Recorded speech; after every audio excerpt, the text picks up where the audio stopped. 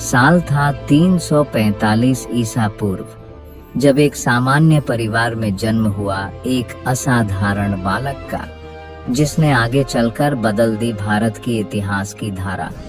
नाम था चंद्रगुप्त मौर्य।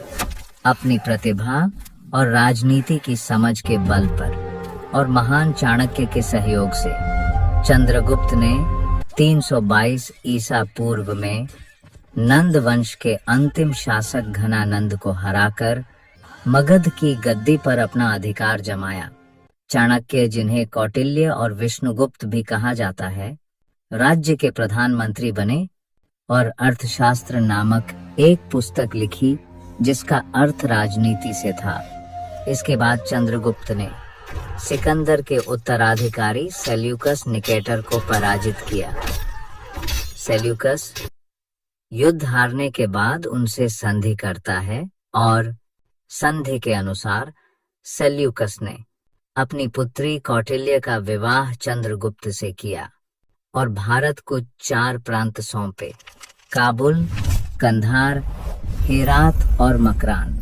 सेल्यूकस का राजदूत मेगस्थनीज मगध दरबार में रहा और उसने इंडिका नामक एक पुस्तक लिखी जिसमें पाटलिपुत्र की समृद्धि का वर्णन मिलता है।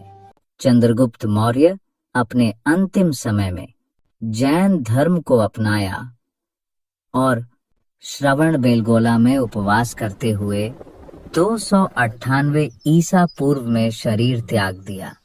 इसके बाद सत्ता संभाली उनके पुत्र बिंदुसार ने। उन्हें अमित्रघात की उपाधि मिली। वे आजीवन अजीवक संप्रदाय के अनुयायी रहे। बौद्ध विद्वान तारानाथ ने उन्हें 16 राज्यों का विजेता बताया है। बिंदुसार एक शक्तिशाली राजा हुआ और अपने साम्राज्य को दक्षिण भारत तक फैलाया। बिंदुसार के 2 पुत्र थे, सुशीम और अशोक। अशोक को अवंती का राज्यपाल बनाया गया और 259 ईसा पूर्व में सम्राट अशोक ने मगध की गद्दी संभाली। फिर आया अशोक के जीवन में नया मोड़ और अपने शासनकाल के 8वें वर्ष में उन्होंने कलिंग पर हमला किया। युद्ध बहुत ही भयानक एवं दर्दनाक थी। लाखों लोग मारे गए, रक्त की नदियां बहीं और वहीं हुआ अशोक का हृदय परिवर्तन और उन्होंने हिंसा त्यागने की बात कही। अब से मैं युद्ध नहीं करूंगा और अहिंसा के हो गए। अशोक, जो पहले ब्राह्मण और शैव धर्म के अनुयायी थे, निग्रोध भिक्षु के प्रवचनों से प्रभावित होकर उन्होंने बौद्ध धर्म अपना लिया और कहा, अब मैं अहिंसा की पूजा करूंगा। इसके बाद अशोक ने बौद्ध धर्म के प्रचार प्रसार में अपना जीवन समर्पित कर दिया। उन्होंने 84,000 बौद्ध स्तूप का निर्माण करवाया और अपने पुत्र महेंद्र और पुत्री संघमित्रा को बौद्ध धर्म के प्रचार प्रसार हेतु श्रीलंका भेजा। उन्होंने कई अभिलेख बनवाए।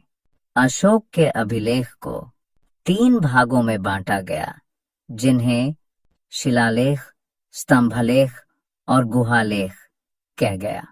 इनमें ब्राह्मी, खरोष्ठी, ग्रीक और अरमाइक लिपियों का उपयोग हुआ। इन अभिलेखों की खोज 1750 में पट्टेद्री पेंथेलर के द्वारा किया गया और फिर इन्हें 1830 में जेम्स प्रिंसेप ने इन्हें पढ़ा और समझा।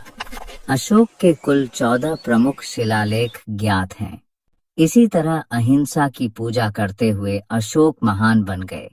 अशोक के जाने के बाद कमजोर शासकों के आने कारण मौर्य साम्राज्य बिखरने लगा और अंततः 185 ईसा पूर्व में अंतिम मौर्य शासक बृहद्रथ की हत्या उनके सेनापति पुष्यमित्र शुंग ने कर दी और इस प्रकार शुरू हुआ शुंग वंश,